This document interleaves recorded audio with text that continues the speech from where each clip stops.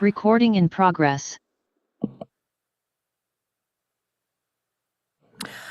Good evening. I'd like to call the May 12th, 2026 meeting of the Palo Alto Policy and Services Committee together.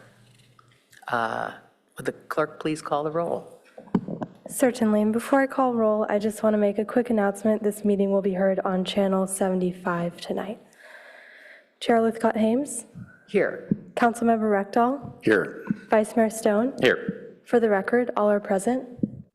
Great. Thank you very much. So we'll open with public comment on items not on the agenda but pertinent to this committee. There are no requests to speak. Great. All right. We'll move on to our first action item.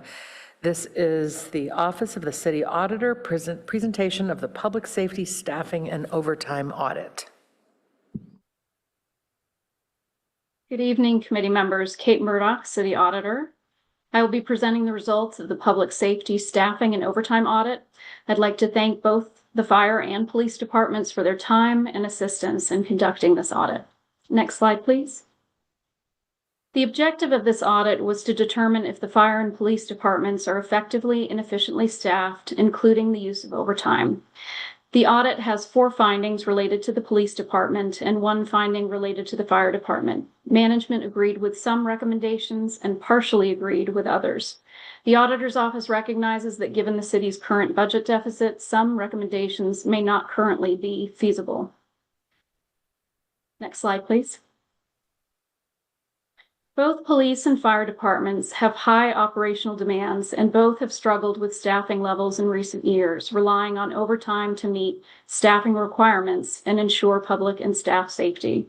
In FY 2024, the combined overtime for these departments was approximately $7.5 million, with both departments significantly exceeding their overtime budgets. While overtime is largely driven by vacancies, it's also due to various types of leave, such as vacation, family and medical leave, and recruitment and retention challenges. Lack of adequate staffing and over-reliance on overtime can increase burnout, and fatigue can impact employee safety and job performance. Despite these challenges, both departments have largely maintained service levels, and the most recent resident survey received strong satisfaction ratings from the public. Public comments also called for increased staffing and resources, including additional fire trucks and increased policing in neighborhoods. Next slide, please. Our first finding is related. Next slide, please. Our first finding is related to inadequate police staffing. We noted that the police department is still 8 sworn officers short of pre-pandemic levels, and in FY25 and the beginning of FY26, the department had 20 officers that were not deployable due to training, injuries, and worker compensation claims. We also noted that due to minimum patrol staff requirements, some officers end up being pulled from the regularly assigned duties, such as investigative work, to fill the gap and ensure the safety of officers in the field. The department has not had a staffing study in over 2 decades, and it is unclear if current staffing requirements are appropriate or adequate. Finally, we noted that police is not meeting response time targets for answering emergency and urgent calls.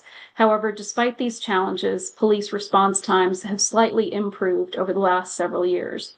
We recommend the department reconsider overhiring for positions affected by long-term leave, expand recruitment and retention efforts, consider conducting a comprehensive staffing analysis, and reassess minimum patrol staffing standards. Next slide, please. Our second finding is related to the first and noted that overtime use is primarily driven by the need to maintain minimum staffing levels, and the cause appears to be vacancies. We also noted that overtime is concentrated among a few employees. The top 10 sworn employees working overtime account for 35% of the department's total sworn overtime hours. This suggests potential workload imbalances and broader staffing challenges could lead to burnout. While overtime is often seen as desired to increase salaries, especially in areas where the cost of living is high, such as Palo Alto, employees we spoke with indicated that staff are generally working more overtime than desired. Finally, we noted that overtime is not formally assessed as part of workers' compensation cases, police vehicle crashes, or use of force incidents, making it unclear if there could be additional costs to the department due to increased overtime use. This is discussed further in the next finding. We recommend that the department work with the Administrative Services Department to better align overtime budgets with operational needs and ensure the budget better reflects actual operational demands and improves transparency. We also recommend the department evaluate the balance between staffing levels and overtime use to determine if adjustments to staffing levels or overtime practices are needed. Finally, there may be opportunities to civilianize certain functions and reduce the lead time that is required when these functions are filled with sworn officers, as civilians would not need the same level of training. Next slide, please. Our third finding relates to increasing the use of workforce data to monitor staff sustainability and risk. Currently, the department does not formally track police academy success rates, and as previously mentioned, the potential impacts of overtime are not considered in safety-related incidents. We recommend the department begin formally tracking academy outcomes, which will help with assessing whether the department needs to overhire and if there are areas in the hiring, training, and probationary periods that are more problematic than others, and if there are ways to increase retention. We also recommend the department consider overtime as a potential factor in safety incident reviews to understand how use of overtime may be impacting the department operationally. Next slide, please.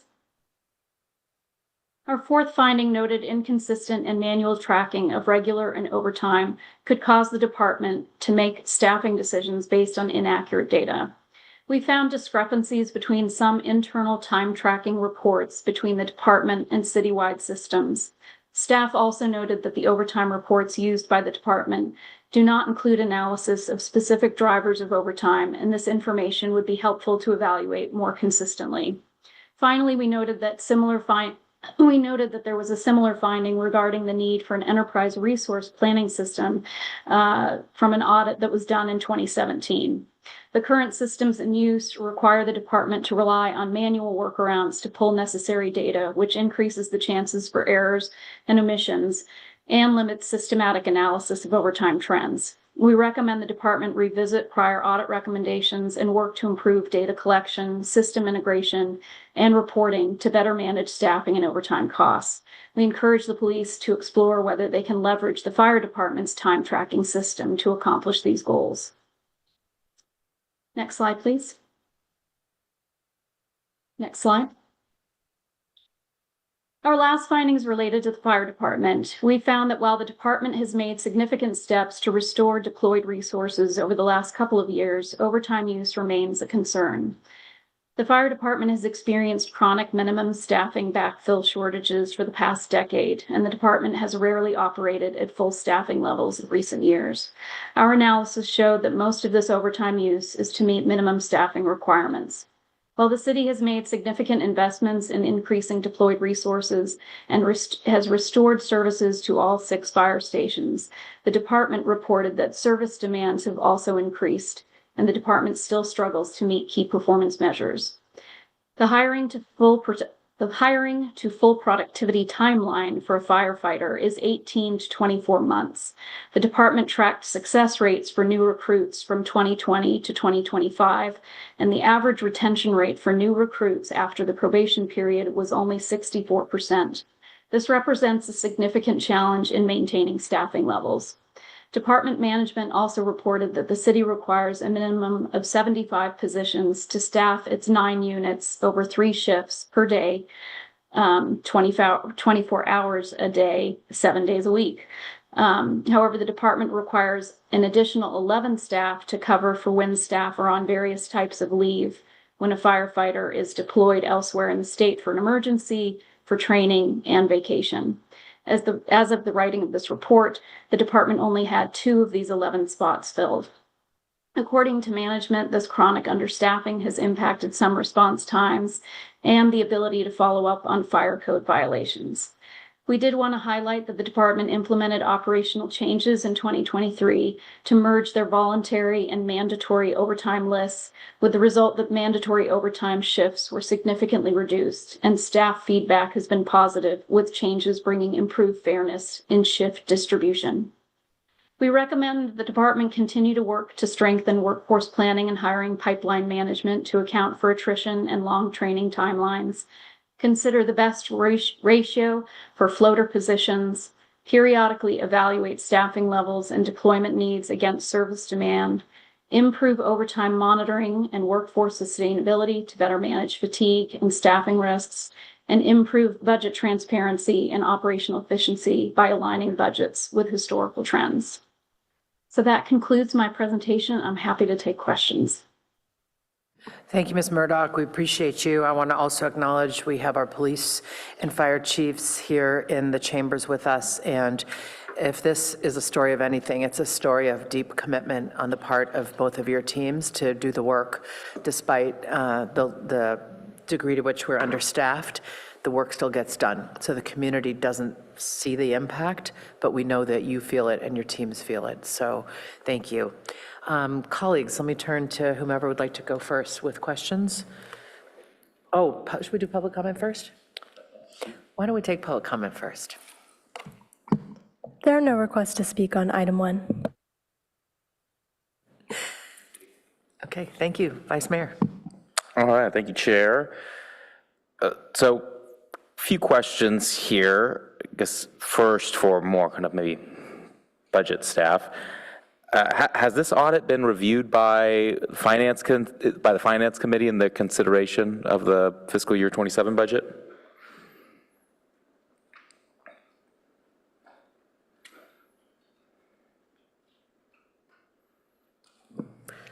Good evening, council members. Kylie Nose, Assistant City Manager. It was a long process to say no. But they are aware of it, obviously, as it's been released publicly. But they haven't formally reviewed it as part, because of, obviously, it was coming to this body for review. And so I think staff, obviously, is managing the response to this, as well as the budget allocations. And so I will say that as part of the public discussion with the committee, the adjustments like transparency of adjusting and realigning the overtime budget between full-time positions and the overtime specifically was something that staff has committed to doing in the coming year. Yeah, the order is a bit awkward, because or just kind of like how we deal with this, since it is a policy direction, but there are such considerable budget implications with it. So how do we use within our budget this kind of this audit, or even this understanding, because I know this has been going on since 2015, where we budget for amount of overtime, in particular with PD, and we end up going significantly past that. I mean, how does that work within our kind of budget scenarios? Sure. Couple things. So as was described in the management response, ultimately, oftentimes, as the audit does reflect, we have a lot of vacancies. And so we fill those vacancies with overtime. And so what happens in a department budget mechanically is you'll have vacancy savings because those full-time positions that are fully budgeted are not filled, and you use that vacancy savings to cover the cost of the overtime to backfill. And what this audit does, and what actually was done in the fire department's budget in FY 2027, is realigns the assumption for vacancy versus the assumption for overtime. So it shows more accurately a reflection in the different budget categories. And so I think we'll do that for police next year. Okay, that's really helpful. So last year we budgeted $1 million about to overtime for police, ended up being $3.5 million. And we saved how much, though, in vacancies, since it's about a 13% vacancy?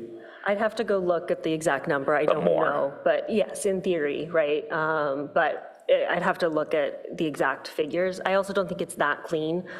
Police department, especially recently, has been using overtime to support things like the retail the retail theft grant, and a lot of that has been on overtime. So that grant in itself has increased overtime usage in the last year, because that's one of the ways in which we're able to support those additional details. Okay. I guess then from just a very basic level, what I laid out is essentially kind of how it works, obviously Correct. More nuanced. Correct. Okay, that's helpful understanding. And then a few questions, probably for our I know we got 2 police representatives, so not sure if this is for our chief, but definitely for PD. However, great, thank you, Chief. All right, then Chief Reichenauer, for you, to what extent, to what extent does the department support trainees in the academy? Because I think we've all been a bit surprised by the failure rate recently. I know we had the president of PAPOA in here a couple weeks ago talking about that issue, and it seems to be a big issue that kind of came up in the audit. So can you talk about what type of supports there are, and is that a part of the strategy of the department to try to offer additional supports, tutoring, whatever it might be? How can the council support that to make sure that we're not having that be a cause for our vacancies? Thank you for the question. James Reifsnyder, Police Chief. So there's a lot baked in there. So the department, depending upon the hire date of trainees that need to go to a police academy, utilizes several different academies throughout the region. And so in some instances, the department is able to provide a training officer that's assigned full-time to the academy and has a much more hands-on role in the day-to-day training of a trainee throughout their 6 months in the academy. However, that of course requires us to dedicate an officer full-time to that academy for 6 months, and there aren't always opportunities for us to provide a training officer from the academy's perspective. So that's on one end of the spectrum, the most level of support we can provide.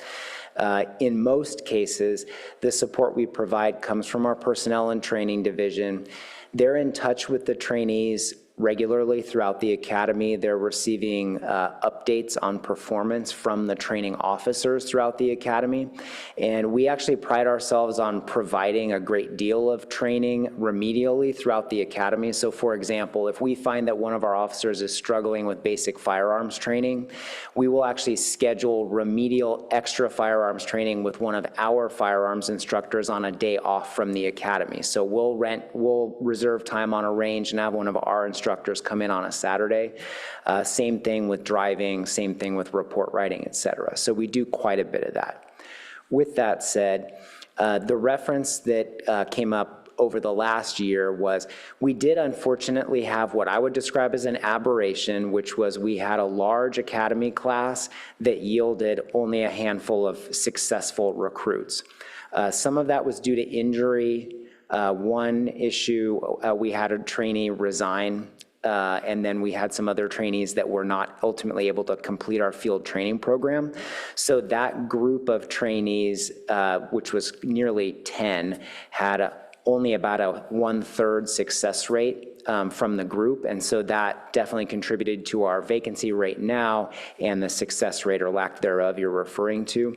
Historically, I would say if you take that group out, we're more like a 2/3 to 3/4 success rate. So I'm optimistic that we can get there. Again, the one thing I'll add just as a caveat is that we have begun doing what Kate Murdoch referred to and recommended, which is training outcomes by academy location that we're using. So that way, if we do see over time that there's a trend that we're getting inferior product from one academy versus another, that we can focus our attention on sending recruits to the academy where we're getting the best level of success. And do we know, as far as the academies that allow the field training officer to be present on site, I would imagine passage rates are higher there, or? I would say generally speaking, that's been the case, but not always. We generally are very pleased with the level of instruction that our folks are getting at the academies. When we have the opportunity, we tend to send our folks either to the Santa Clara County Sheriff's Office Academy or the San Jose Police Department's Academy, which we think over time have provided the highest level of quality. We do find ourselves sometimes in the predicament, though, where we have a top quality candidate that we bring on in, say, January, and the next scheduled iteration at one of those academies isn't for months. And so we have to decide, Do we employ this person and have them doing office work here at the police department for months before the next iteration of that academy starts? Or do we send them to a different academy in the region that has an academy that starts right away? So it is a balancing test, but I think for now, we're going to strongly err on the side of relying upon the two academies we think put out the best product. You know, what one just thought, I don't know if you've, code enforcement I know is not necessarily, it's not in PD, it's in. Right. Yeah, have you had conversations with, is that planning? Have you had conversations with planning to see if for those times we're always understaffed and code enforcement? Seems like could be a natural crossover there. We have not talked about that. That's a good idea. What we have done in the past is we've had them help with backfill needs in our records unit. We've also used it as a way to do some pre-academy training with folks so that maybe they can hit the ground running and have a leg up on some of their academy classmates. But you're right, there could be opportunities to do work in other departments. Yeah, I mean, yeah, I think we're always looking for more code enforcement resources, so I think that'd be nice from the city perspective. And then just one final question. I think we've done far better on fire at addressing the vacancy issues that have been there. Clearly, we're continuing to struggle in police. What do you find to be the largest impediment to fully staffing the department? How do we get there? Is it, do you find it's some sort of structural barrier from sort of the city side, resources being provided, or is it something else entirely? I think there's several factors that have impacted our recruiting in recent years. I think one is not totally unique to police in the sense that cost of housing is certainly an impact. And I think for police, it's particularly impactful because nearly every city has its own police department or contracts with a sheriff's office. And so any officer who's traveling from any distance is by definition driving through every other jurisdiction for whom they could be working closer to home. And so that's a challenge. So ultimately, you really have to have an officer who feels fairly compensated and loves working where they work. And we've been lucky to have a lot of those. I do feel like we're in a position where we are compensating competitively to our neighbors. I think that it still is a challenge, though. I think the other thing that we're hopefully recovering from, notwithstanding what I'll call a bump in the road with some academy success rates last year, from a pure hiring perspective, I think we really have some positive momentum over the last year or two, and I think we're moving in a good direction. And I think we really are, believe it or not, just now kind of coming out of what happened during the pandemic with our staffing. And if I could, even though it sounds like a long time ago, the fact that we did lose quite a few positions during the pandemic, while it may have been economically necessary for the city's machine, it did send a problematic message because we were one of the only departments in the area that eliminated a noticeable number of sworn positions. And I think that created at least a reputation of either instability or lack of priority around public safety. And I think now, though, having recouped the majority of those positions in the ensuing years, we're now, I think, at enough distance that we're back to making some good progress.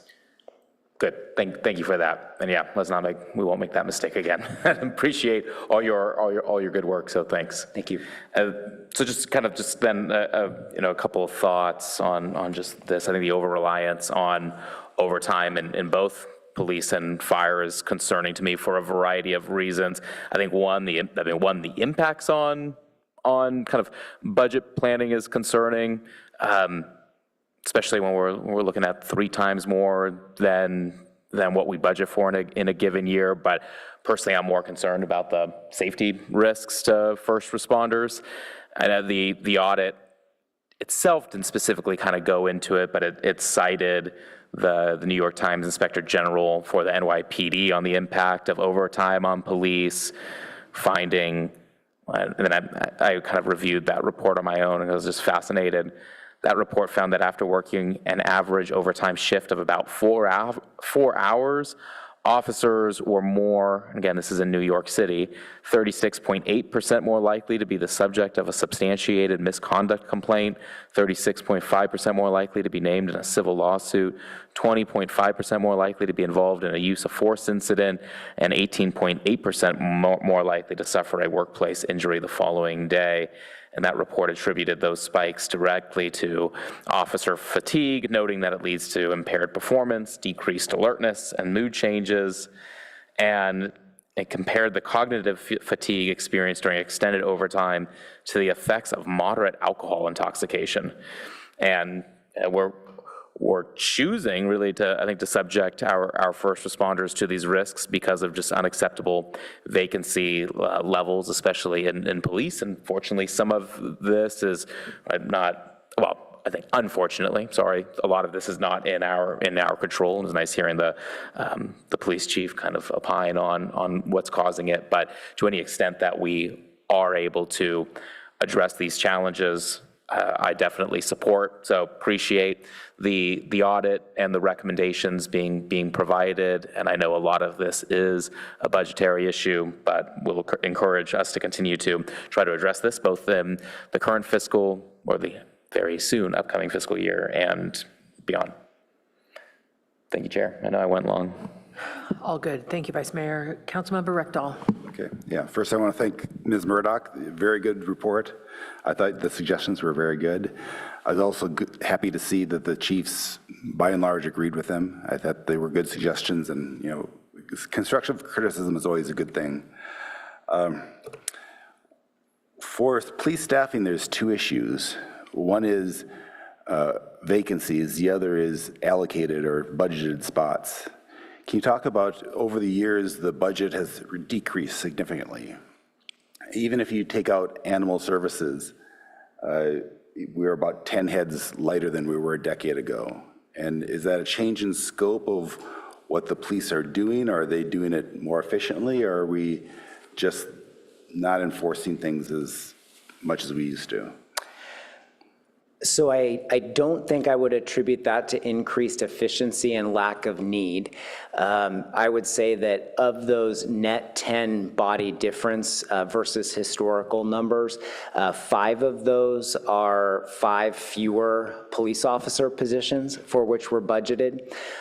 Council may recall that for fiscal 21, there were 11 police officer positions that were either eliminated or frozen. Ultimately, all 11 of them were eliminated in fiscal 22. We have since recouped 6 of those incrementally over time, so we're still at a net deficiency of 5 sworn police officer positions versus calendar year 2020. And that was not as a result of a lack of need, but rather budget considerations. So to answer your question, yes, there are things that we were capable of doing, or at least capable of doing more consistently in years past than we are now, just due to diminished staffing. A few of those other positions would be attributable to, we lost some parking enforcement positions. I believe there should be at least a communications professional position that was eliminated. By that, a public information officer position was eliminated. So not all in the sworn ranks, but all due to budget, not due to lack of need. Okay, so if we didn't have budget issues, you would want those 5 back, or are those nice to have as opposed to essential? I would like all of them back if the budget would allow. And what I would say specifically is that those positions, assuming we have them budgeted and assuming we could fill them all, would allow us to build out additional spots on our traffic team that used to exist. and build out positions in our detective bureau that used to exist. So, for example, when I was assigned to the detective bureau, we had a total of 2 sergeants and approximately 10 or more detectives that were assigned to the bureau. They're currently operating at approximately half that staffing now. So as a result, there are predominantly property crime related cases that may not get investigated that did in the past, because we have to focus our attention on those that are most impactful and the most serious offenses. And on the traffic side of things, I recall when I was a brand new officer and I got trained in traffic stops and ticket writing, we had half a dozen motorcycle officers working. Right now we have 2. And those 2 officers spend some degree of their time doing basic 911 response, not just focusing on traffic enforcement. So there are definitely things that we could use those additional bodies to accomplish, and they wouldn't be, I'd call, nice to haves. I will add the caveat, though, as I said on the front end, we haven't asked for those bodies back, in part due to budget, but in part because I want to be in a position where I filled all the bodies I have allocated before I come hat in hand asking for more. How many vacancies do we have right now in the force? So right now we have 8 budgeted vacancies that are unfilled. I will add, though, that a couple of filled budgeted positions are occupied by folks that are out on long-term injury that I do not expect to return. So as a practical matter, we're probably more like 10. Okay, so if I look in the budget and see the budgeted head count, that's the total number that you're paying. Those aren't necessarily people working as police officers. The total budgeted head count would include would include all the officers that are currently on the payroll, regardless of whether they're able to serve right now or whether they're out on injury, and it would include vacant positions that are funded. Okay, well, that's a big distinction. If someone's on long-term leave, how long can they be on the payroll before they roll off to insurance or some long-term? So there are a couple different processes that come into play when someone's on long-term injury. They can be, the general rule of thumb is that someone can be expected to be out on an industrial injury for approximately a year, and then they would transition to potentially to state long-term disability insurance coverage. So you could have someone with a career-ending injury, but that requires an extensive surgery or some sort of care that can take upwards of a year or 18 months to resolve. When we get to the point where we have someone in that position where we've reached the fork in the road where they can't reasonably be expected to return to work, and if we're fully staffed and could otherwise use that position, there are some ways we can work with HR to overstaff for that position. Okay. And so these 8 to 10 vacancies, if you were to rehire for those, are you looking for laterals or are you looking for academy candidates? I think a healthy mix. I think I would say if I could find 8 to 10 highly qualified laterals, that would be fantastic, because we're bringing in folks that already have a basic skill set and that we don't have to incur the expense of paying them for 6 months of academy attendance or for the academy tuition. With that said, we always want to hire for culture and fit, and not every police officer that is a competent police officer working in some other jurisdiction would be a good cultural fit for our community and our police department. So we don't always hire someone who may be what I would call a competent police officer that applies here as a lateral. Okay. Another issue is overtime, and are the people on overtime still doing their job well? Right. So for example, if someone's working 44 hours a week, those 4 extra hours probably are still functional. But if they're working 60 hours a week, now are we getting the good value for that? Do we know the distribution of how many people are doing a few hours a week and how many people are doing a whole bunch? So I think the report does note that there is a group of folks who are, probably carrying more water than others. Part of that revolves around the fact that some of the overtime you'll see, and I think this is noteworthy from a cost perspective as well as from a fatigue perspective. So when you look at the overtime numbers for the police department, for example, over the last 12 months, and you see a 3 or close to $4 million overtime expense, about $1.5 million of that is attributable to the organized retail theft detail. So the reason that's, I think, an important distinction is that $1.5 million is 100% reimbursable by the state. So when you look at the gap between the overtime expense and the budgeted overtime, $1.5 million of that is not actually a shortfall in the city's budgeting for overtime because it's being fully reimbursed by the state. So we don't need to budget for that, in other words. So I think those overtime shifts are done completely at the election of the officer. To answer your question in terms of, are we getting good quality work product from our officers? So I think that I'm not aware of a recent collision or use of force where we felt like fatigue was a demonstrable factor or something that was obvious to us. I think that generally speaking, our officers are working overtime in relatively short increments. And so most of our officers work 11-hour shifts by way of contract. So they may be coming in an hour early, staying an hour late, coming in 2 hours early, staying 2 hours late.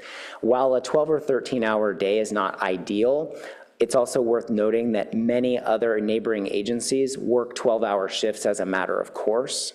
So I think that's a noteworthy point of reference. Okay. I mean, should we have a limit of how many overtime hours someone can work in a week, or is that, do you think that's not a problem? So I don't view that as a problem. I think that we do encourage our supervisors to do regular check-ins with their folks, and we do make a habit of checking in with the folks that work a lot of overtime to make sure that they are, that they're still in a good place and that they're taking care of themselves. There are already Fair Labor Standards Act rules that are applicable to maximum work hours in any particular 24-hour period, minimum spread between time off and time back on the clock, and we scrupulously adhere to those, although FLSA does allow for an exemption in the case of a true emergency. So if we're working on a homicide investigation or something and our detectives need to go home and sleep for a couple hours and come right back, on paper, that violates FLSA, but there's an exemption that allows for emergency, same with firefighting. Okay. Clerk, can you bring up packet page 26? I want to look at the KPI plot. And right now we have this, we want 90% of our calls to be within either 6 or 10 minutes, depending on the type of call. And we're not hitting our KPIs. Do we know why that is? Is that KPI realistic, or should we be changing it to something that's more relevant, or do we have work to do?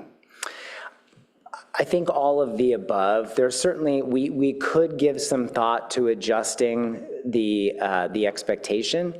I think, though, that expectation is reasonable with fuller staffing. So I hate to be circular in the way we're talking about this, but I think truly if you look at response times over time, the two things that most directly impact it are, the three things that most directly impact it are volume of calls for service, vehicular traffic, and available staffing.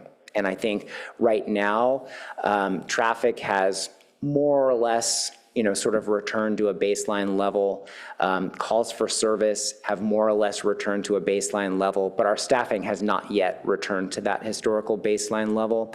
I'm optimistic if we can get there, then these response times will again be, reasonably expected. And so you think the primary reason we're not making this is staffing right now? Yes. Okay. Can you zoom in on the plot? I mean, one of the questions I have is, we're not meeting the 90%, but what I don't know is how much are we missing that 90% by? For example, if we want a 6-minute response and only 80% is 6 minutes, but if 90% is 6.5 minutes, then we're probably okay, right? Right. But if 90% is really 12 minutes, then that long tail is troublesome. Do we know how long that tail is? So two things. So our budget analyst reminded me that actually in our most recent budget, we actually did make an adjustment to 80%. So okay. We actually did right-size that number, and that will likely show a much higher level of compliance. So that's on the front end. We have at least temporarily right-sized that expectation number. Okay. And is that expectation standard? You know, if I looked at San Francisco or San Jose, would they have a similar 80% or 90% or? We certainly meet or exceed the industry standard. Okay. Yeah. Okay, that's useful. Do you know how long that tail is? How much are we missing our 90% by? Is it a few minutes, or do we have a long tail? No, the tail is not long. Okay. Okay. We have frozen the hire head, or is that fire? In the budget process, we've frozen some hire heads. I think that was on the fire side, if I recall. There was a reference in this report to entertaining a standing hire-ahead program for police. Council authorized that a couple of years ago, and we were appreciative of that. However, we never got close enough to fully staffed where we actually needed to utilize those hire-ahead positions. So I feel comfortable that if we get to the point where that would be a useful strategy, we will come back to council and ask for that authorization again. Okay, and one last question about time tracking. I'm not sure if this is a question for you or for IT. Your time system is incompatible with the city's, and so it makes it harder to do analysis. And I saw that at least the IT accepted, or like, didn't even accept it, said more or less, we'll look into it. Do we know, is it feasible for us to get a time, and why is it not matching? Why is the police department different than the city? Maybe that's a better So it's question. not that the police department, so citywide for payroll tracking and time entry, we use SAP to track that. And so that's not unique to the police department. The fire department and everybody else uses SAP for purposes of paychecks and time entry. Individual departments that need to have used a variety of different other softwares to work through overtime scheduling and other things unrelated to sort of payroll. And so the disconnect is between those pieces of scheduling software and the underlying payroll data. Those two systems don't talk to each other. And to my knowledge, no department in the city is currently using a time tracking system that is compatible with SAP. So that's not a problem that's unique to PD. However, as Kate Murdoch pointed out, the fire department's using a different piece of time tracking software that they think has been more successful for them in terms of tracking overtime uses and purposes. We did meet with them recently to talk through whether the software they're using would be an improvement for us. So that's where we sit presently. Okay, very good, thank you. I have one question for the fire department. One of the concerns was the fire marshal said that lack of workforce or headcount is causing timely follow-up for fire code violations to be not made. Yes, good evening, Steve Lindsay, Fire Chief for the Fire Department. As far as the concern from the Fire Marshal, that was regarding staffing reductions during the COVID periods, when we reduced our staffing by 2 fire inspectors, which had us slow down some of our recurring inspections. A lot of the businesses at that time were actually closed as well. But what we saw is after the COVID restrictions started to lift, that we were in a backlog of trying to get caught up on our annual inspections, our state mandate, and then our code enforcement. So those violations that we find, follow up with them. Since then, we have added two additional positions. So we restored and rebudgeted for 4 total fire inspectors. So her concern is that you go inspect something and you find some violations. You come back a week or 2 later to see that that's been fixed, and that delay was longer than it should have been? It was longer than it should have been during that period of time because those two inspectors were inspecting, they were having to triage essentially some of the more highest, what we call higher risk sites versus the lower risk violations. And so we would see a backlog of some of the lower acuity, if you will. Okay, very good, thank you. Thank you. All right, I just have a few more questions. Thanks to my colleagues for asking great ones. Just want to say, Chief Reifschneider, I'm so glad to know that you've right-sized the response time goals and proud that we're still ahead of industry standard, even by right-sizing. So good for you, and thank you. I would like to better understand how the budget shakes out on vacancy savings versus OT pay. I think that's a question for you, Ms. Nozay. My first question is, are benefits impacted when somebody is accruing overtime pay? Does that in any way increase the benefits they receive? Or I'm seeing no in the back from our PD guy. Correct. Okay, so benefits are not impacted. Correct. Benefits are not impacted, but overtime is paid at, depending on the contract, time and a half, or double time, depending on the day, all that holiday pay, et cetera. So that's why I couldn't tell you specifically if it's a one-for-one, but you are right. There are some of the benefit costs, the retirement costs, those things are static. They aren't added on when there's overtime, but the hourly rate does change. Okay.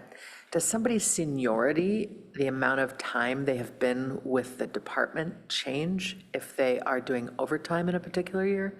Does it essentially, do they accrue that second year more quickly if there was overtime in the first year? Are you talking about like CalPERS credits, or are you talking about seniority within the department? Yes. Both. I'm not sure what, I'm trying to get at Understood. the benefits and impacts of someone being on overtime. Sure. From a CalPERS standpoint, overtime does not count towards an employee's pension calculation. And so that's non-pensionable compensation. In terms of how a department considers the tenure of an employee with the city and whether or not overtime is included in that calculation, I'm going to guess no. Thank you. Sorry, we track seniority based on calendar months, not Okay. hours Time. worked. Okay, I appreciate that, and it makes a lot of sense. But you can see how for these 10 people who are doing 35% of the overtime or something, effectively, they are over time, over a period of time, putting in more months and years. Correct. Yeah. I mean, yes, I see what you're saying. More So they're hours getting over that compensated, period. They but are. the burnout, the wear and tear, the sort of, yeah, okay, thank you, it's helpful. So let me go back now to budget. I realize you can't do an exact comparison, but my big question is sort of, what is the ratio between vacancy savings and overtime? So for example, with those 8 vacancies in the PD, what are we saving in not paying people that salary and those benefits versus the millions that the department is spending on OT? And would you remind me what your name is? Quite all right. Eric Jensen, Senior Management Analyst for the Police Department. Thank you. Mr. Yeah, of Jensen. course.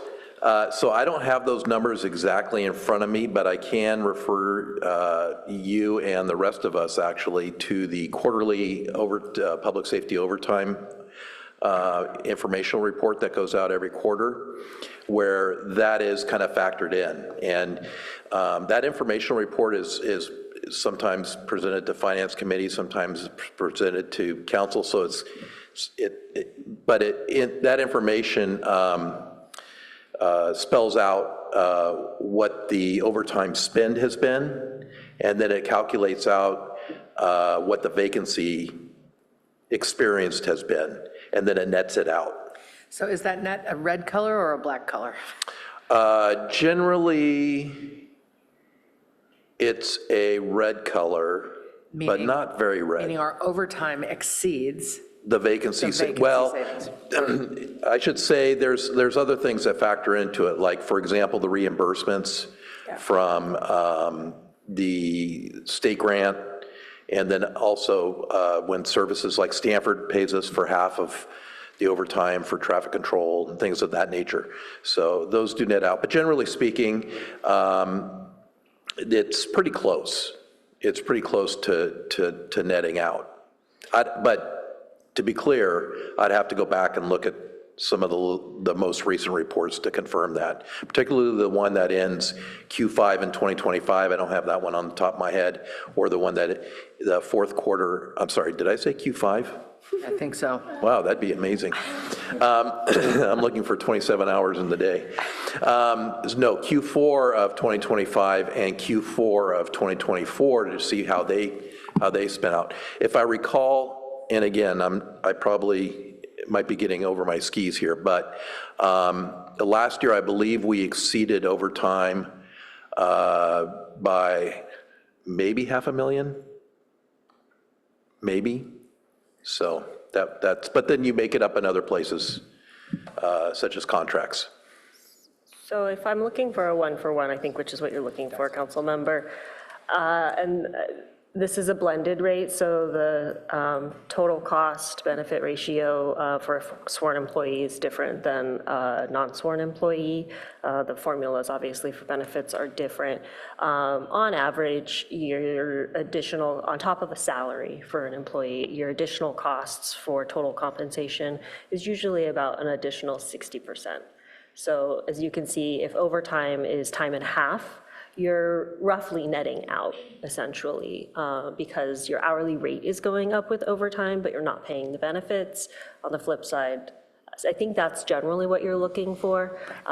It's not as simple as that, which is why I think staff are stumbling over the options, but I think that's the general gist of what you're trying to compare. Thank you. Chief, did you want to say something? That was essentially what I was going to say, is if we're talking about overtime hours that are attributable to a vacancy, in other words, we had to fill this with overtime because we lack a regular time officer to fill it, then I was going to say essentially the same, which is that generally speaking, on an hour-to-hour, apples-to-apples comparison, it's cheaper to pay overtime for an hour than it is to pay and benefits for that same hour. That doesn't, of course, take into account the toll on the employee or any of that, but on a pure dollars and cents. Thank you. That's exactly that's the point I wanted to land on. Is it cheaper for the city to pay people overtime then, right? But what we learned from the chief prior is that, wait a minute, I got 8 spots that I would love to fill. They're budgeted, I'm not asking for additional spot, those additional 5, because I'm not going to come to you with hat in hand, as you said, for the 5 when I can't even fill the 8 already allocated. And so this question of, well, should we be paying overtime or should we be paying salary isn't quite in front of us. Okay, but I learned a lot, so thank you for that. I agree with my colleagues expressing concerns about the risks. The study that you cited from New York about the potential for increased negative behaviors and outcomes if a person has been doing a certain amount of overtime. I think we're all relatedly concerned about the impact on that individual to their quality of life and mental health if they're doing too much overtime. The last question I have really for both chiefs, if you're interested, is it's going to seem orthogonal, but it gets to this issue of driving in, passing through all those jurisdictions where maybe they could afford a house or receive the same salary and live, 50% closer to their house. As we explore workforce housing as a city, is that a topic that people in your departments are talking about? Wouldn't it be great if the city had a dormitory or a barracks or a place to park your car that was legal, some form of shelter where you could do your shift here and basically stay/live here and then drive 2 hours away to get back to your house, every 5 days or however many days it would be? Do you have any feedback for us on the attractiveness of that kind of solution that companies are going to be forced to have to confront pretty soon? Good evening. As far as employee housing goes, I think there is an interest from kind of our newer employees actually to purchase either a condo or have ownership in real property within town. And we find that some will rent apartments either during the academy or during probation and find ways to stay closer to town. And then as they get off probation and they've decided to make this their home, essentially away from home, they'll start looking for a place where they could afford to buy property and in a house, and that's where we find that we start to get that sprawl and they start to move farther and farther away. And so I think there is an interest level from the fire side on having a home closer to the workspace. Yeah, thank you. Thank you, Chief Lindsay. I'll reiterate that certainly there would be interest. I'll say that the same dynamic that Chief Lindsay just described is present in the police department, in the sense that we find generally that our younger officers, our newer officers, many of whom don't yet maybe have a family, will rent something smaller or try to at least nearby, and they have less of a concern. And then once they start to expand their own family and they're looking for a larger space to accommodate a family, that's when they start moving farther away. I would say one disadvantage that police has perhaps versus fire or EMS is just the work schedule, because for fire, at least for those that are assigned to a station, I'll say, they work for several days and then go home for several days, and while they're on duty, they live at the station, versus police has the traditional, drive to work, drive home, drive to work, drive home. And so it's more difficult for them to purchase something hours away because they still have that daily commute. So just to put a finer point on it, if there were an opportunity for work-day type housing, apartment, barracks, whatever you describe, I'm confident we would at least have some of our newer officers who would take advantage of that. Thank you so much for speculating on that for me. I appreciate it. All right, that is it from me. Any further questions from colleagues? Madam Clerk, did anyone ring in with a last-minute thing to say, member of the public? Okay. In which case, I would be happy to entertain a motion. We are to accept the results and recommend that it go to council for them to accept the results. I move the staff recommendation. Second. Terrific.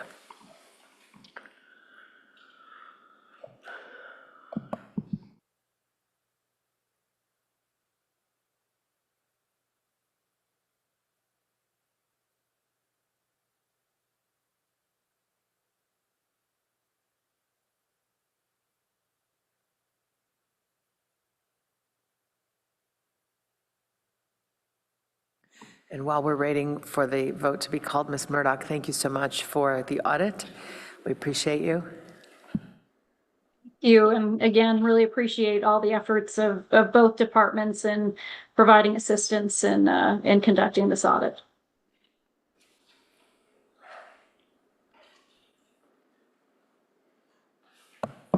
Does this look okay for vote? That looks great to me. Yeah.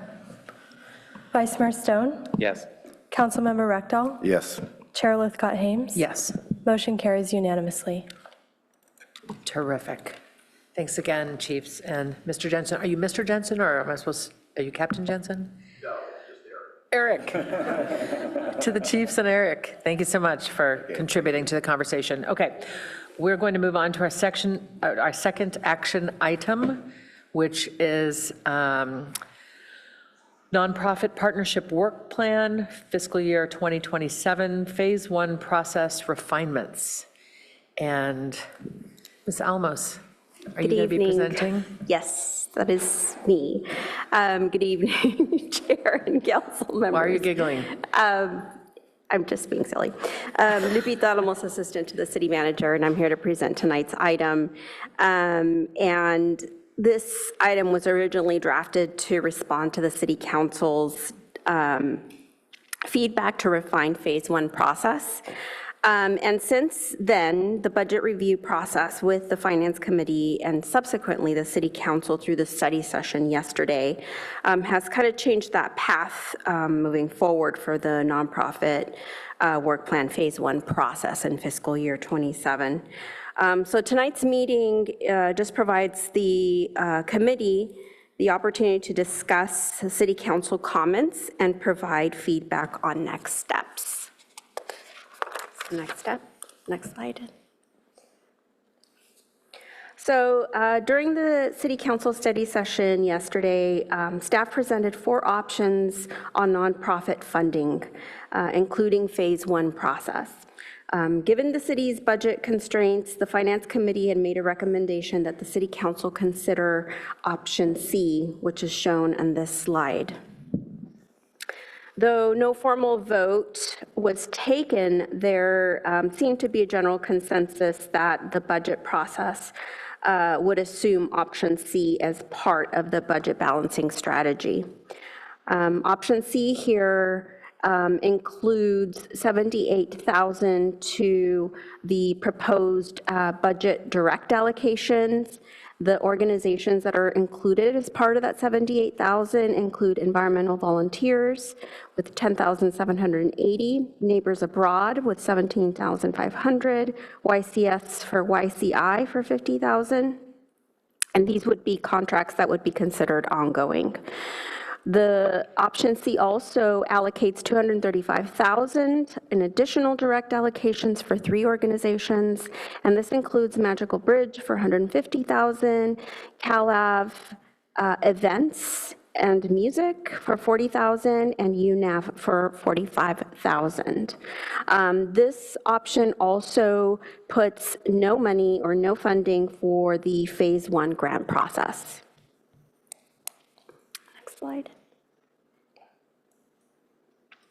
So some of the additional feedback that was received on nonprofits during the study session also included wanting a better process on how ongoing partnerships are evaluated.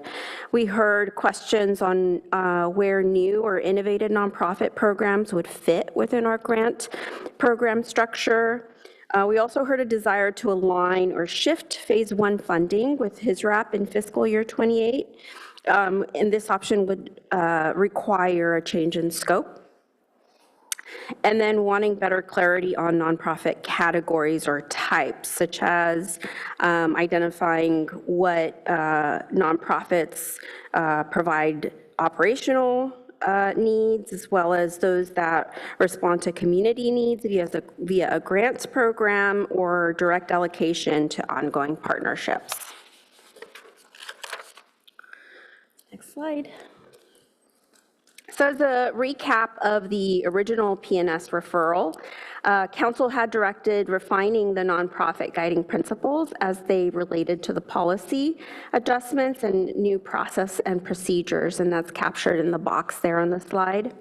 The nonprofit partnership work plan proposed 4 major areas of work to apply the principles, as well as the recommendations of the 2022 audit on nonprofit management.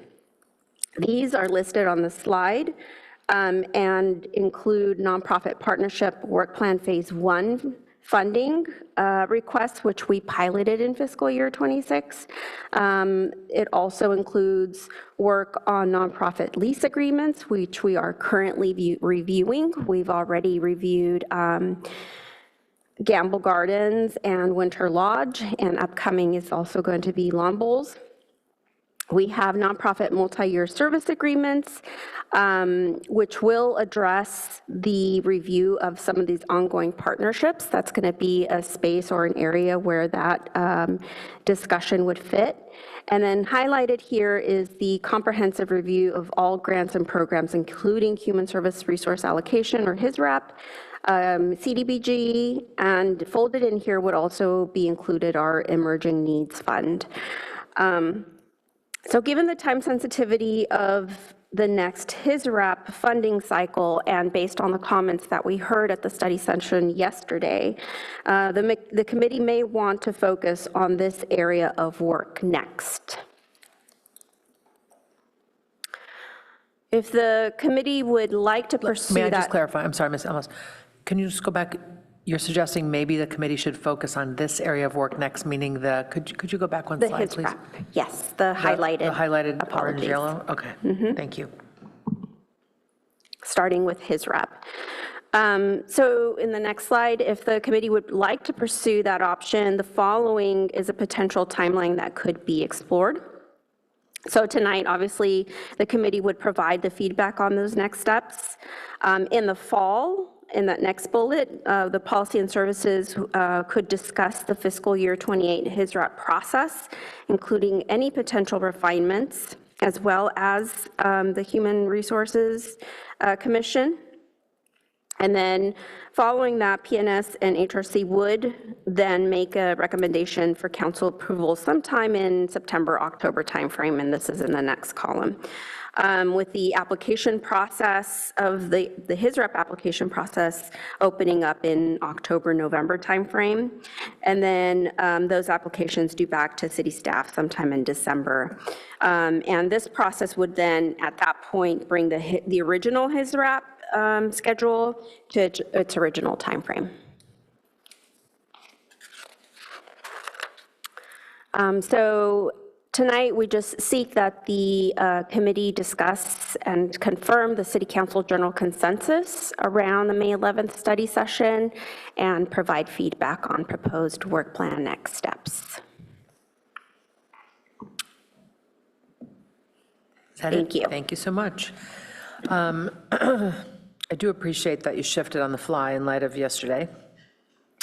I was preparing for today thinking, should we really be visiting this item today? It just feels like less than ideal timing, not knowing if council will approve Finance Committee's recommendation of option C. Didn't hear a whole lot of objection to that last night, but it wasn't discussed a lot either. So do we proceed assuming that's going to be the way it is, that there is no nonprofit work plan, nonprofit partnership work plan phase 1 in fiscal 27?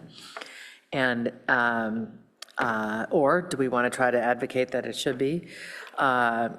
You know, it seems to make some sense to talk about these sort of overarching principles about, you know, to refine the process and clarify the purpose of an extra bucket of funding.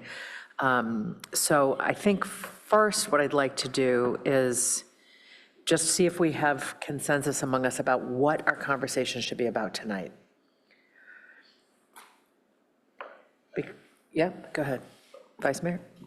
Councilmember Rectal. Yeah, I guess for me, the questions I have is, what is our vision for HISRAP going forward, and what is our vision for phase 1 going forward? That would be one of the things that I think we need to discuss.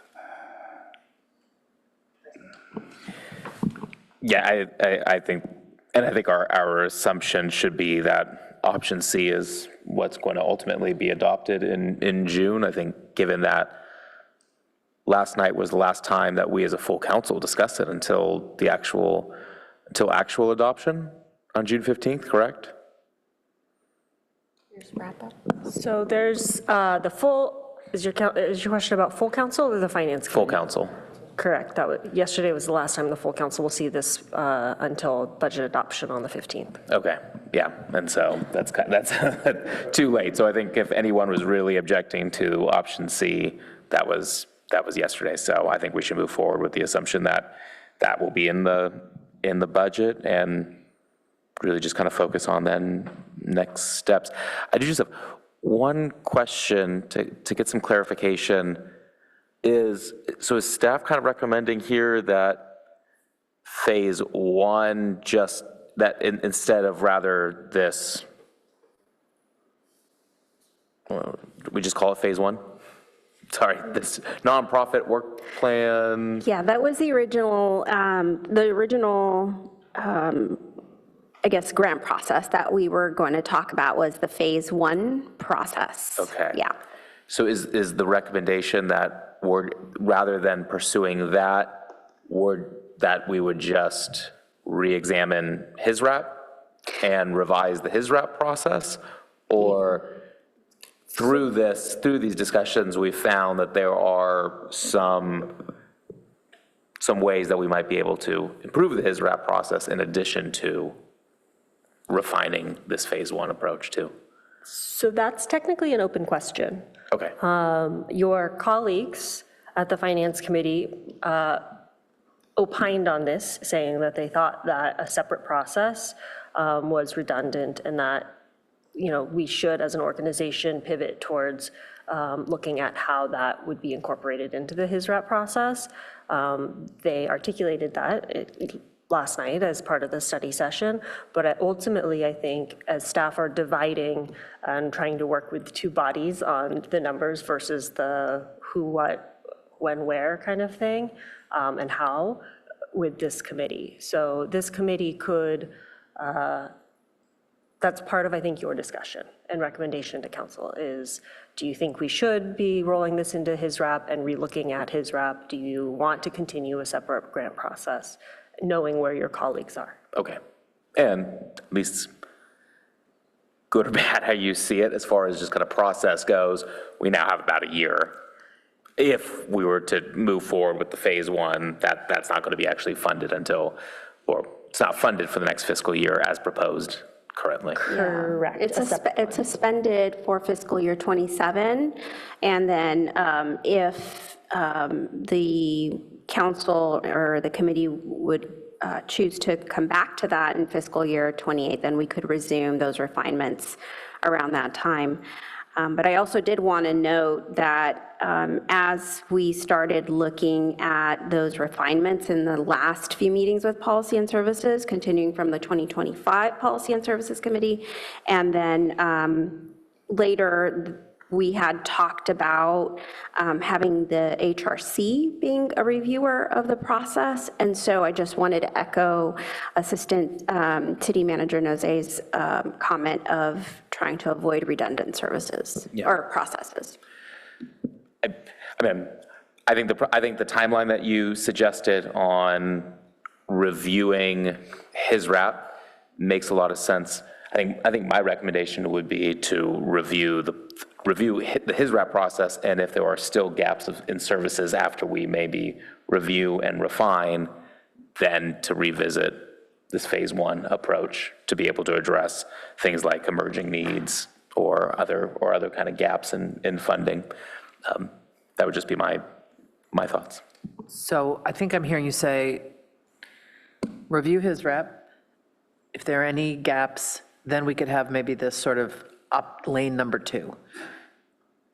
Yeah, I mean, I think ideally, we see how can we refine HISRAP and improve it to be able to cover what this program was initially intended for. And if we can't do that, then we kind of come back to phase one. Which could include changing the definition of HISRAP to be more encompassing. Yes. But I feel like Councilmember Rectal was saying, I see a need for HISRAP and I see a need for a second category right off the bat, or am I getting that wrong? No. My personal opinion is we don't need phase one anymore. I think we should expand. So one question I had is when I looked at what was in phase one from last year, a lot of them are human services. And did they not qualify for HISRAP, or did they, like, for example, job train, did they not know about HISRAP and then they just stumbled on phase one, or what happened?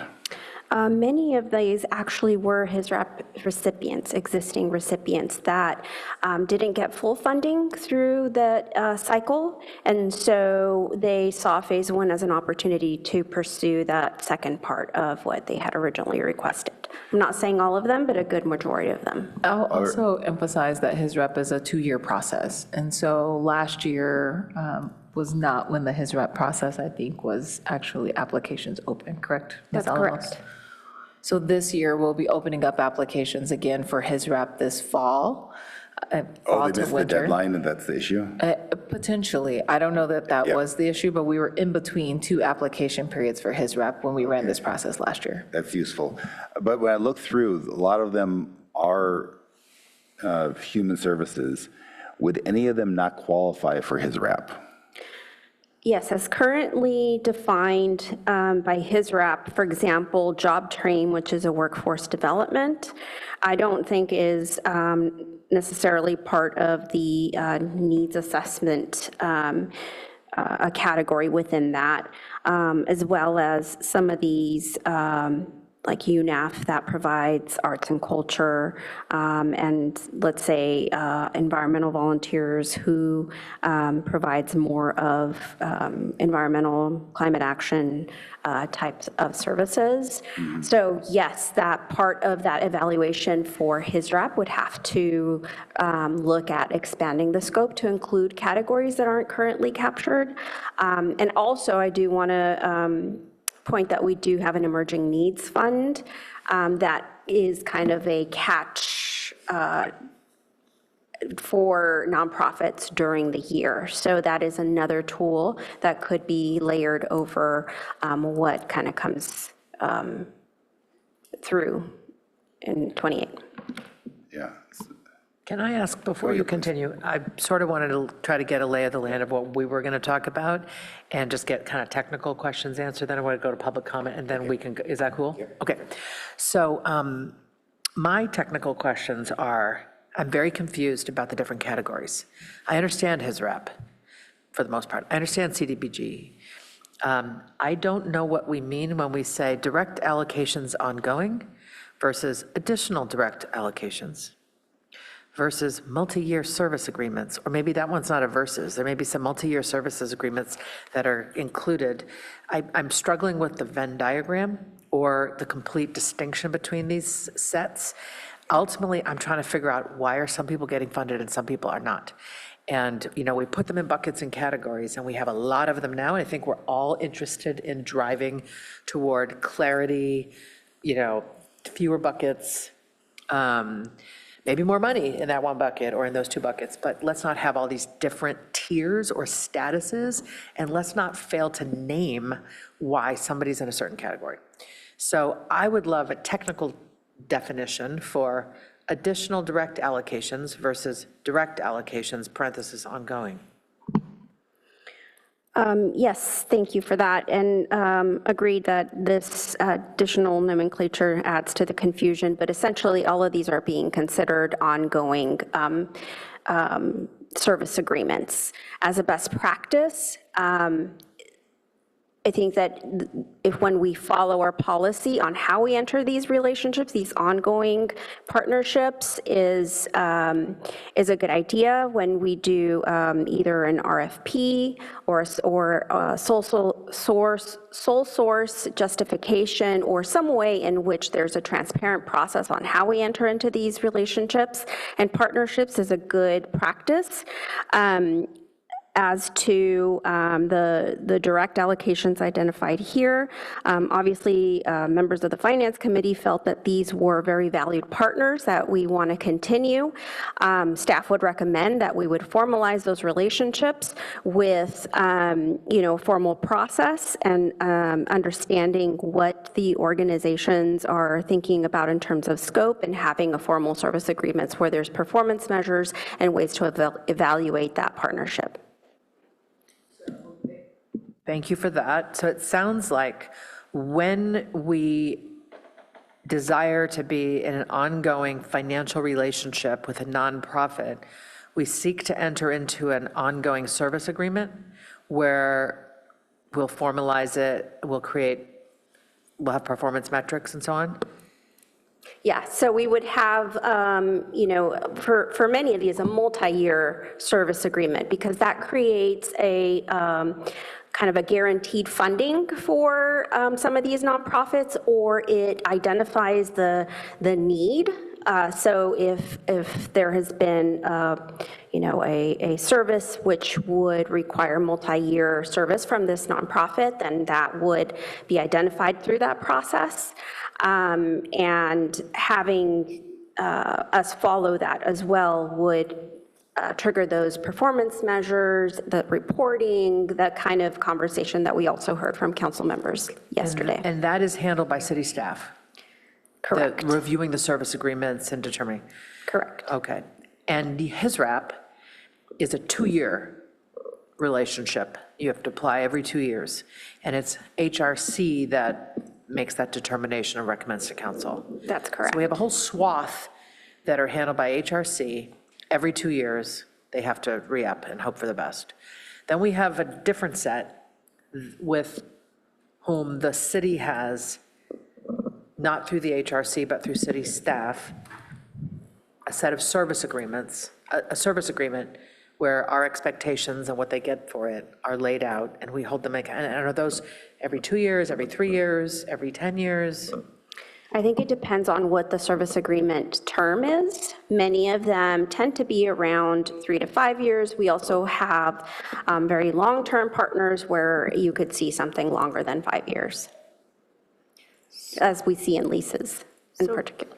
Council member, what I think, maybe it's easiest to take this and akin all those categories you just talked about in relationship to what I think folks are looking at, which is that attachment A, right? And those 4 categories in the original attachment A, right? So HISRAP, a grant program. There's an application, a notice of funding availability. Applications are reviewed in the context of the priorities of the HISRAP process, and allocations allocated as grants over a 2-year period. Same thing for CDBG, although that's an annual process. Then you have the other 2 categories on that table. One is the nonprofit phase 1 grant process, brand new. We've done it for 1 year. And then these direct or operating service agreements categories. Ultimately, all of the things that you just talked about, that you were identifying, the direct allocations, the additional direct allocations. If we were, let's just assume council adopted everything in attachment or option C, shall I say. If we were to reprint that table of attachment A, everything that has the grant phase 1 funding would be zeroed out as it is in the current version. And all of those 6 agencies in option C would be added and documented under that operating service, ongoing service agreement. So the relationships that we have for these ongoing services come in a multitude of ways.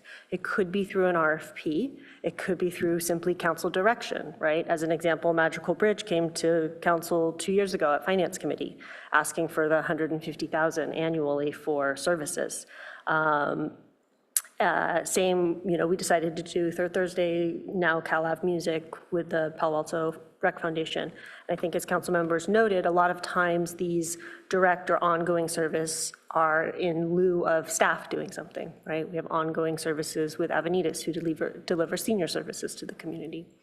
And so I do think that one of your questions is how do you get in that bucket?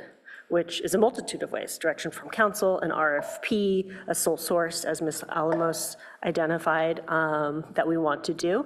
And in terms of how they're reviewed, that is one of the things we need to work on in the nonprofit work plan. If you look at slide 4, Ms. Alamos outlines, right, there's kind of 4 areas, right? Those nonprofit multi-year service agreements, how are we gonna regulate that? Some agencies could, and how does that play all the way from how long are the terms to what are the performance level metrics and those check-in points, right? A grant process automatically requires that, but a contract process is something that I think we still have to define as part of this work plan. Hopefully that helps clarify. It actually really did. It's very complicated and complex, and people have been working very hard on it, and it's, it's time for us to bring a little bit more coherence to it. Sounds like so much need. We want to do the right thing, and not enough dollars to meet the needs. So we want to be really thoughtful. I know everybody agrees with that. I think I've reached the end of my technical question before I start getting into my own opinions and thoughts and invite that. Let me turn to the clerk for members of the public who wish to share their thoughts with us. There are no requests to speak for item 2. Okay, terrific. Then I'll why are you laughing? You can't laugh without notice. Okay. All right. Colleagues, let us proceed in this direction of, it sounds like there's an argument from you both that figuring out how HISRAP might be the best bucket, how to redefine it, how to expand it, how to sort of invest in that process and make sure that process gets going in accordance with our thoughts this fall. And then this question of, is there another lane or avenue that we ought to pursue relatively soon, or do we want to do a wait and see? So let me hear your thoughts about kind of getting HISRAP from where it is today to where it might be. Yes, I mean, so big picture, I think there is a lot of different, you talk about the Venn diagram, a lot of circles going on. And to me, I think there's three separate groups, and one is the service providers. And if you look at the packet, there's things like Alcove, we're funding that as a service provider. We have Alta Housing, which works for us. Avenitas is another service provider. Canopy gives service to urban forestry. We have Grassroots Ecology does things like irrigation maintenance and habitat restoration, and they're all working for a particular department. And so all those departments can do the vetting and do the figure out how much do we need this year. And so I think that's pretty clean because each department is determining what they want, and then they propose that to finance, and then finance can say, yes, that's a good suggestion. So I don't think we have to be part of those operating services. Then the next would be human services, and I think anything that we think is human services should be eligible for his rep. People do their application for his rep.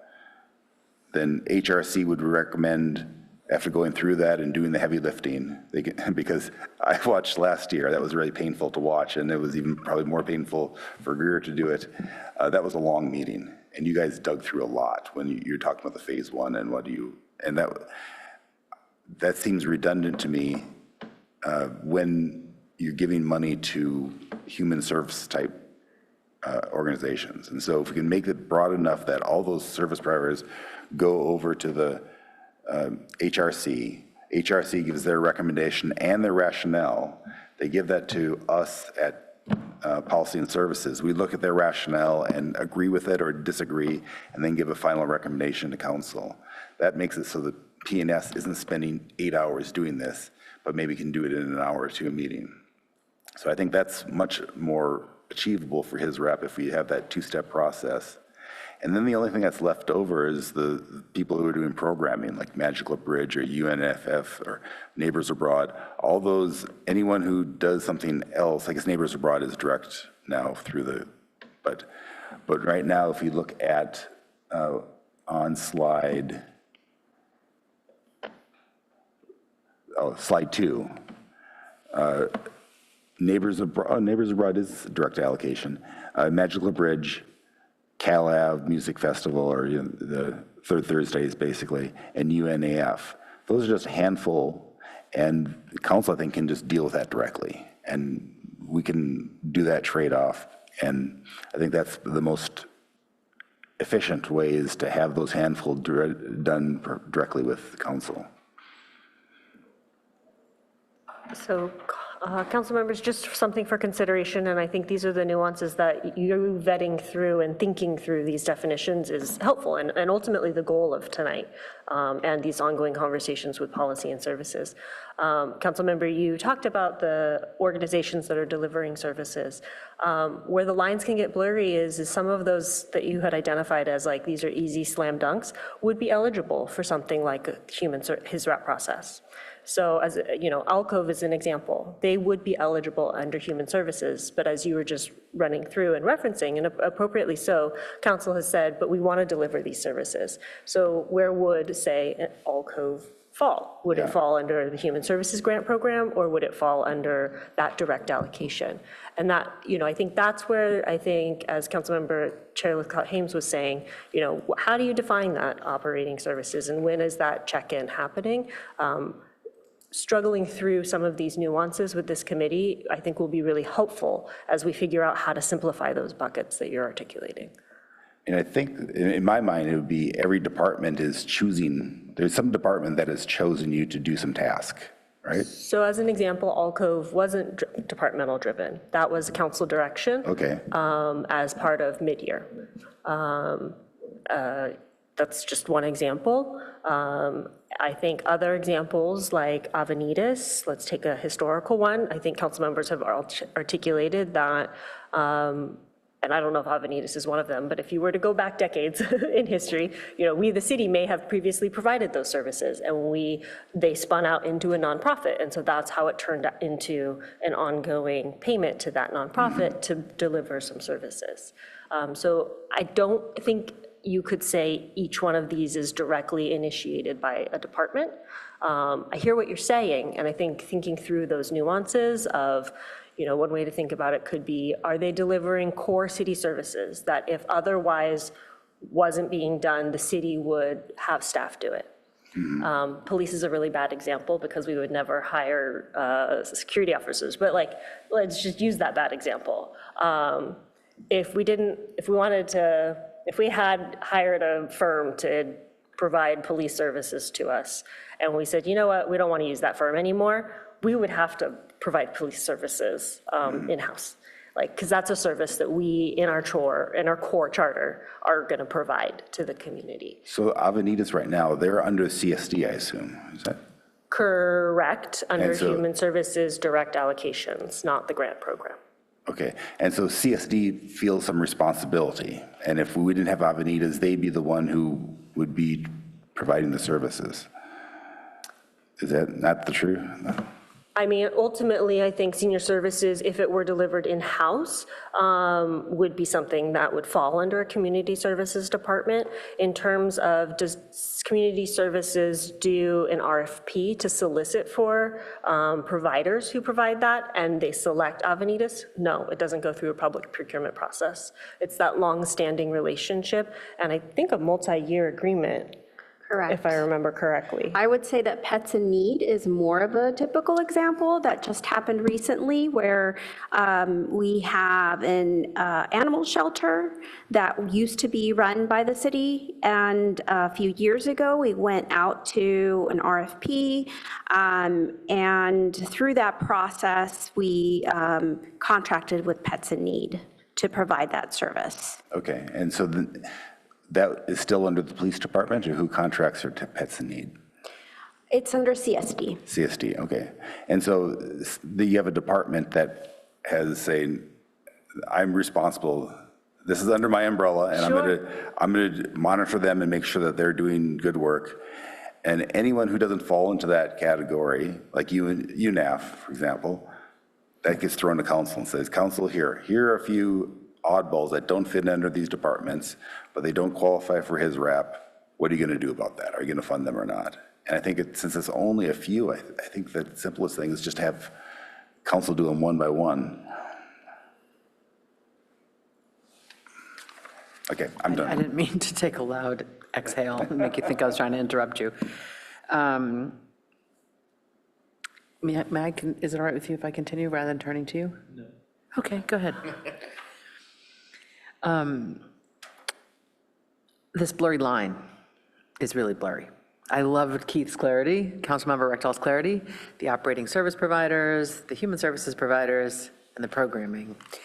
And I found myself thinking about Magical Bridge and how it is this extraordinary playground intended to ensure that kids with various degrees of special needs and differences in abilities have the chance to play like all people want to do. And if that isn't covered by his rep, I don't know what should be, It's kids with special needs getting to have a park that addresses their needs. And in my brain, that is in the same category as feeding low-income seniors and helping unhoused people find shelter. And, but that might just be, what seems to fit right for me. So I think these blurry lines are real, and we ought to just try to do our best to articulate definitions that make the most sense, knowing that there are going to be some oddballs. For example, I know a couple years ago, there was some kind of relational disagreement between Avenidas and La Comida about providing those low-income meals. And there was a time when that was all happening in one place, and then there was a time when it was like, no, that can't happen anymore. And so La Comida is not any longer providing senior meals to low-income seniors through Avenidas. They're doing it through the city, across the street, now at 445 Bryant. And it begs the question, if the city's obligation to provide senior services is not completely met by the organization that's our main senior services organization, like what do we do? What control do we have over any of that? in some cities, the city staff provides those senior services. And feeding low-income seniors would be definitely a bullet point under what's offered.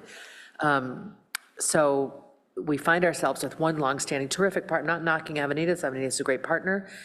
They chose to no longer partner with La Comida. We had to figure out how to make sure that piece got handled.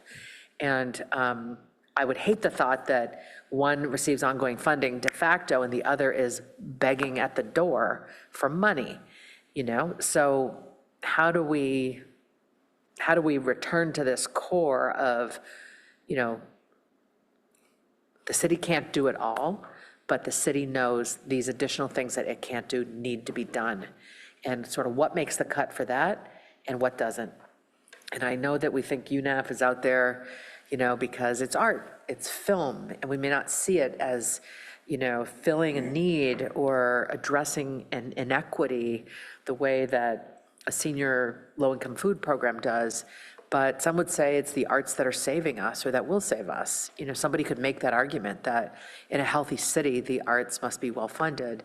And so maybe that's not a one-off either. The CalAv music, the city is very interested in the activation of CalAv through entertainment, through music and food and drink and entertainment zone. So we don't want that organization to be knocking at the door asking us for funding every few. Can we still provide this service for the city? Feels like a strange posture for any nonprofit to be in when we're the ones who ask for them to help us, right? So I know I'm not driving toward any particular conclusion here or recommendation. I think I'm trying to highlight, for me, a few examples of why the lines are so blurry.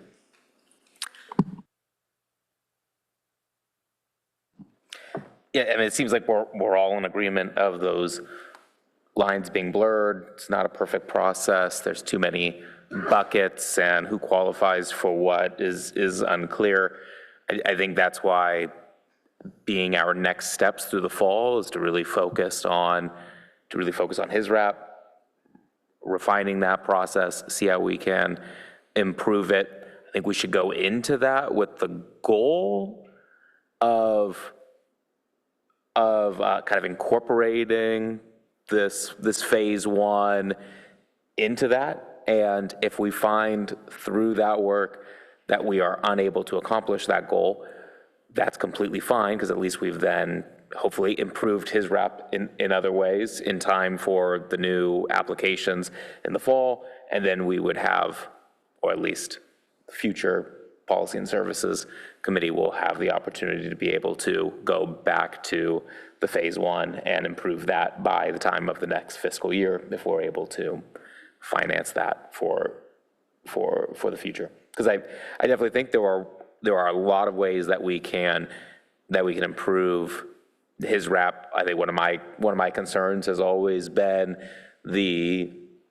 it's a good thing about his rep, the consistency of agencies that are looking for those funds. I think like right now, about 80% of the agencies have been funded for more than 5 years. I mean, they really rely on this funding, but also that has meant that it's really challenging for new organizations to really be able to access that fund. And I think phase one in part was really meant to be able to address that need. I think we can figure that out through some reasonable changes to his rep and be able to accomplish those goals. So that's definitely the path that I support, and at least the calendaring recommendation from staff. Thank you for that. And may I ask, if we do that, because I feel like that's the consensus, do we need to also say, hey, if we're trying to expand the definition or widen the umbrella of his rep, do we need to make some recommendations up front about the kinds of dollars we think would have to attend that expansion so that we don't end up diluting the amount of money that, as you've said, they're kind of accustomed to getting from his rep if they're regular his rep applicants?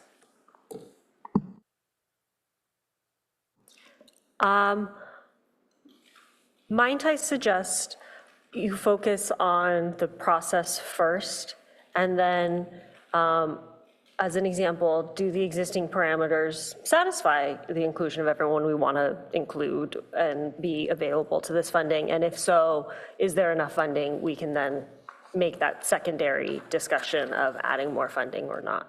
I only say that because we are running multiple processes at the same time, and you do have a little bit of time before the HISRAP process is kind of done, right? You arguably could issue your NOFA with your new set of parameters, shall I say, whether they're the existing ones because you deem them sufficient or you change them. But the city moves forward with the NOFA process in the fall, winter timeframe, and you can see what comes in and then make further assessments and evaluations at that time. And I say that just given where your colleagues are at, I think where we're at financially for FY 2027, and then you've got other times that you can adjust the budget, right? Any Monday, technically you could, but this FY 2028 process for HISRAP wouldn't really come into play until a year from now. And so I guess I just encourage you to realize you do have time before you kind of put a stake in the ground on the orders of magnitude. Can I just clarify, when you said the FY 28 HISRAP process wouldn't come into play for a year, this slide says December. Yes, so the process absolutely comes into play over the course of the next 12 months, but the actual awards are effective basically July 1 of 2027. So you take the next 12 months to move through the review, the application process, and the award process, and then those funds are awarded starting July 1, 2027, so a year from now. Thank you. Councilmember Rekdal, I see your notes. Post-it man.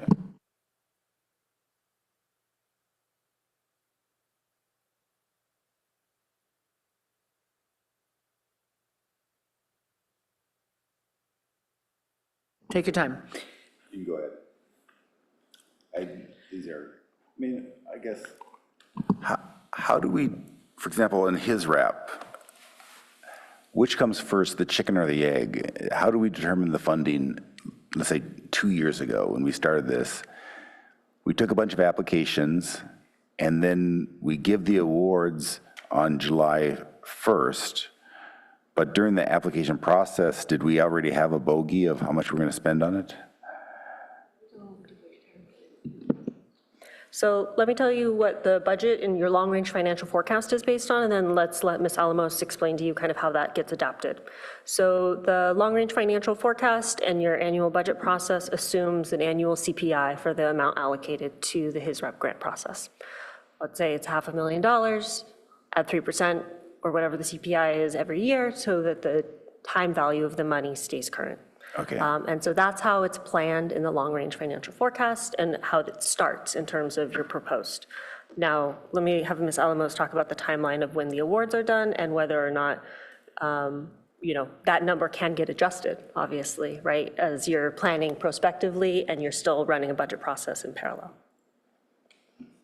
Yeah, I don't have that much more to add. I was going to repeat that same comment about the 3% annual increase, which happens annually for HISRAP. And in terms of like when the dollars are awarded or allocated, the process identifies that in May, June is when those awards are made. I also just wanted to point to the phase 1 process and how we managed that. We first talked about the process. We outlined, the criteria. We opened up the application process with a target in mind, but those dollars weren't refined until Finance Committee had the discussions during the budget review process. So though we had already opened up the application period, the actual dollars didn't come until later, and then the review of how much to award was done in that very long meeting in May. Okay. I think you're also wondering how you do, so let's take away the phase 1 process because I know there's a lot of consternation over that. HISRAP, how do you adjust the amount from the budget amount? I've been in this organization in years where we've been in reductions, and basically the finance committee and council had to make really tough decisions and say, you know what, we need to cut his rep. And they took a percentage number, and they said, okay, HRC, are you okay with this? Let's say it's 3%. The amount was 500,000. We need to take a 3% reduction to manage the city's finances. And so HRC said, then why don't you do a 3% across the board reduction? I've also been here where the city has said, you know what, his rep is underfunded. I want to give them more. And typically one of two things happen if that happens when you're in the middle of a grant process. Either you go back to HRC and HRC says, you know what, everybody gets an additional 3% from what was awarded and spreads it across, or they go back and say, who were we unable to fund with this additional funding, and let's adjust it that way. And so those kind of levers and maneuvers allow us to run building a budget and moving through a grant process simultaneously. And so we have to make those kind of adjustments and nuances as we're moving through those kind of changes. Okay, that's useful, thank you. I remember Vice Mayor Stone and I were on the Finance Committee in my first year, and we talked about trying to augment his rep, and I think in that year it went from 651,000 to 851,000. And we had conversations about tying it to 1% of the general fund. Yep. And so when we did that math, I think we aligned it in that way, in an apples to apples to way. And then that's also when we did the percentage increase annually. So the annual increase for his rep was automatically built into the financial assumptions. I also think that's the year we established the Emerging Needs Fund. And so that's that annual 50,000 that is established because something may occur in the middle of the year. Now, 50,000 is not enough to satisfy a $100,000 grant request in the middle of the year, but it does help bridge those things that may pop up in between cycles. Okay, so go ahead, Councilmember Rectal. One of you mentioned this, the Old Boys Network, I think Greer mentioned, that we get this established, right? And, you know, we have our people that we know and we trust, and we give them that money every year in his rap I'm talking about. And the new people are kind of don't have as much leverage or don't have as much chance. And so do you set aside a guideline and say, we want 5% to be first-time recipients? And that means that we're taking 5% away from so is the glass 95% full or 5% empty? But that would be one way of encouraging, if we really do want to have a turnover and not just be an old boys network, have some fresh money that we give. And then they have 1 year trial and they better prove themselves, or 2 year trial, prove themselves, because now next year they're competing against everyone else. And I don't know, because I do worry about being insular about this.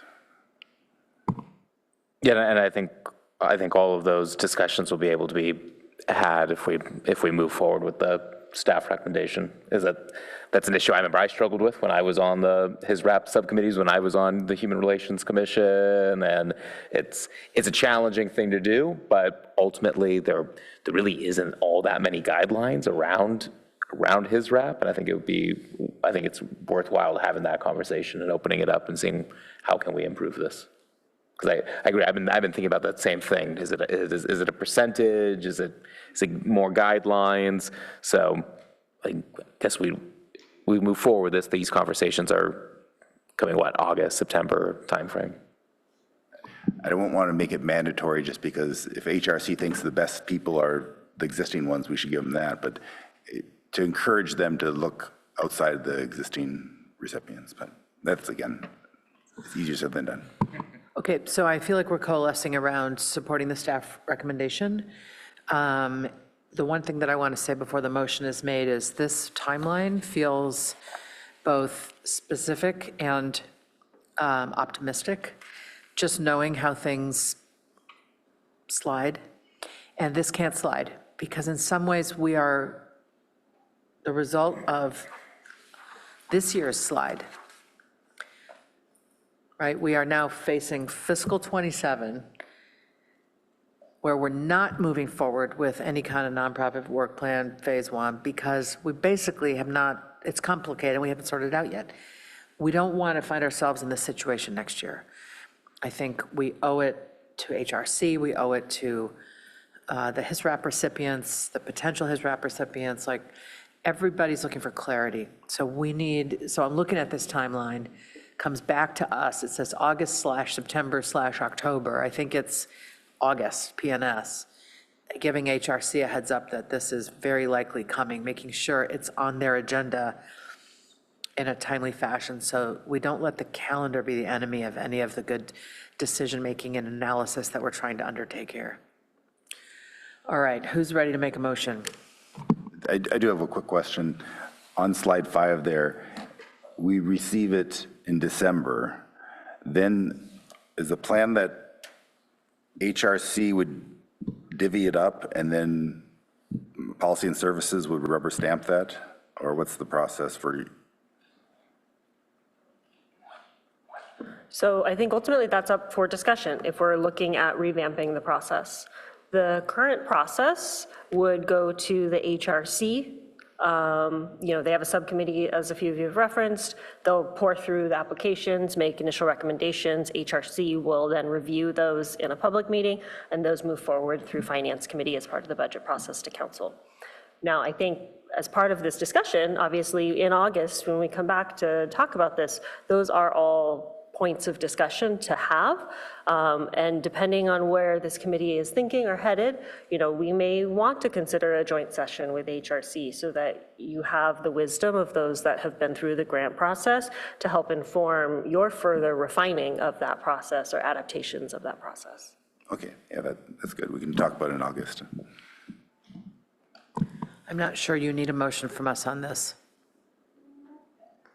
It helps? I would say it helps, because I also think we might then include it, if I'm being honest, in the budget adoption, that, because, now we'll have at both committees that will have recommended that we continue to pause the Phase 1 program and move towards assessment of the HISRAP program first, and how we can streamline things that way. Do you have a staff recommendation for a motion then? I don't think there necessarily is one in the staff report. I can try. I'll move. No problem. I'll move that we recommend pausing adoption of the Phase 1 work plan and direct staff to return to the Policy and Services Committee after the summer recess with a discussion and potential reevaluation of the HISRAP process, which can include the next steps on the Phase 1 work plan.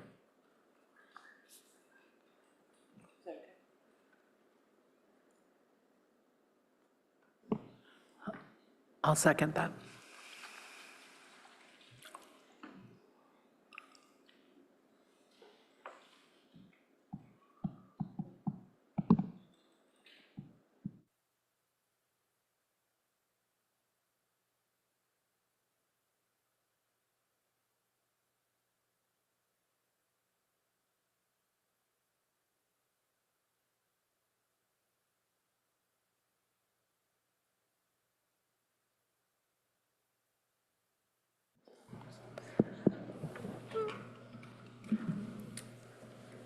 For the maker, if I can make a small suggestion, is it possible that we can say potential review of or just review of the HISRAP process? That's fine. With the intention, knowing that this committee is not interested in overhauling the entire HISRAP process, that may decrease some of the concern if someone's just reading this motion. Yep, that's fine. Thank you. You could strike the word potential, City Clerk. Thank you. And I think you said review of the HISRAP process with the intention, didn't you say, of? Ignore me.